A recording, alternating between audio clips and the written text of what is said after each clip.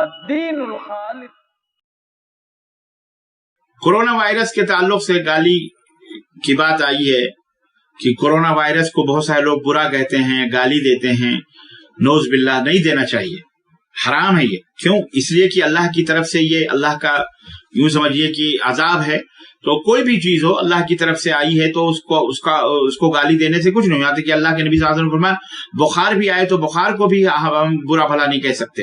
اللہ کے رسول صلی اللہ علیہ وسلم کی ایک حدیث ہے کہ بعض لوگ زمانے کو برا کہتے ہیں نا، تو اللہ کے نبی نے فرمایا یسب بنی آدم الدہر، بنی آدم جو ہے زمانے کو گالی دیتا ہے، وہ انا الدہر، اور اللہ فرماتا میں زمانہ ہوں، یعنی میں زمانہ ہوں کا مطلب کیا ہے؟ دوسری روایت میں ہے کہ میں زمانے کو اقلب اللیل والنہار، رات اور دن کو میں پلٹنے والا ہوں، مقدروں کا بنانے والا میں ہوں، اچھائی اور برائی کا خالق میں ہوں میں۔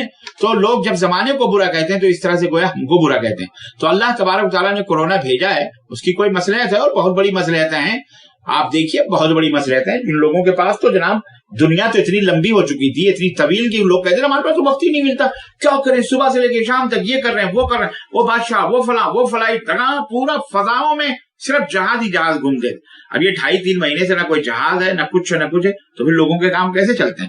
اللہ کو یہ دکھانا مقصود ہے کہ مالک الملک میں ہوں، میری حکمرانی ہے، تو کیا پھٹو فقیر تھیلا ٹانگ کے نکل جائے گا کدھر، تیرے ذلیل آدمی، تو اپنے جسم کا مالک نہیں ہے، تیری آنکھ تیرے قبضے میں نہیں، تیرا ہاتھ تیرے قبضے میں نہیں، کس چیز کا تو مالک؟ یا ایھا الانسان ما غرک بربک الکریم، اے انسان تجھے کس چیز نے غرور میں ڈال رکھا اپنے رب سے؟